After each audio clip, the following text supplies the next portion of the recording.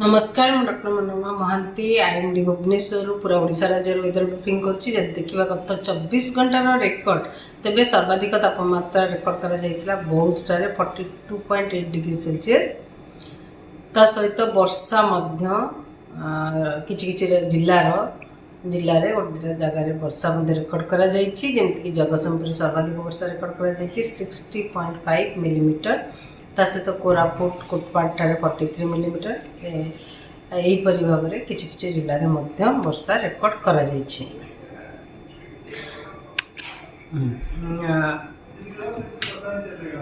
पूरा मनसून देखा तेबे एक्चुअल वर्षा होती 55 मिलीमीटर जोटा कि आम नॉर्मल वैल्यू रही 106.9 मिलीमीटर जहाँफल कि आमर 48% कम वर्षा रही राज्य में। संबलपुर में 40 डिग्री सेल्सियस रेकर्ड करा Hirakud 39.6 degree celsius Titlagarh Nuapada 39 degree celsius तापमात्रा रेकर्ड करा किंतु Sambalpur 3.6 degree celsius normal value कि स्वाभाविक वैल्यू ठारू अधिका रही। कोरापुट में स्वाभाविक तापमात्रा ठारू 5.4 डिग्री सेल्सियस अधिका तापमात्रा रही। भुवनेश्वर 4 डिग्री सेल्सियस अधिका रही। कटक में 2.7 डिग्री सेल्सियस अधिका रही। वर्तमान आमर स्थिति पाणीपागर स्थिति अनुकूल रही मनसून आग को बढ़ापी आगामी 3 ରୁ 4 दिन भितर ओडिशार किछि पार्ट आग को बढ़िबार संभावना रही। सहित आगामी 24 घंटा जब देखा पूर्वानुमान करवा आमर उत्तर ओडिशार जिला गुड़िक सहित उपकूलवर्ती अंचल जिला गुड़िक अनेक स्थान हल्का मध्यम वर्षा होवार संभावना रही। किंतु दक्षिण अभ्यंतरण ओडिशार जिला गुड़िक किछि स्थान में हल्का मध्यम वर्षा रहा सहित प्रबल वर्षा गोटे किंबा 2टा स्थान में होबार संभावना रही मयूरभंज एवं केउंझर जिले में। अलग जिला गुड़िक जमीक आमर मालकानगिरी कोरापुट रायगड़ा गजपति बालेश्वर भद्रक मयूरभंज केउंझर सुंदरगढ़ जिले में वर्षा सहित बिजुली घड़घड़ी झटका पवन 50 ରୁ 60 किलोमीटर पर आवर गोटे किंबा 2टा स्थान में होबार संभावना रही। से ऑरेंज अलर्ट जारी करा सहित अलग जिला गुड़िक कांबा स्थान में किंबा गोटे किंबा 2टा स्थान में वर्षा सहित बिजुली घड़घड़ी झटका पवन 40 ରୁ 50 किलोमीटर पर आवर रही संभावना रही।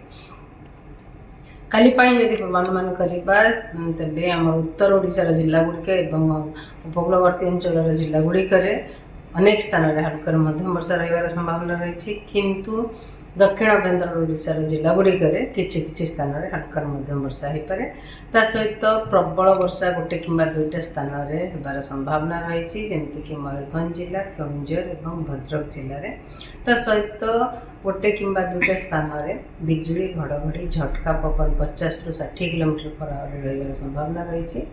सुंदरगढ़ केउंझर मयूरभंज बालेश्वर भद्रक गजपति रायगड़ा कोरापुट मालकानगिरी जिले में जोटा कि ऑरेंज कलर अलर्ट जारी करा अलग जिला गुड़िक गोटे किंबा 2टा स्थान में बिजुली घड़घड़ी सहित झटका पवन 40 ରୁ 50 किलोमीटर पर आवर रही संभावना रही।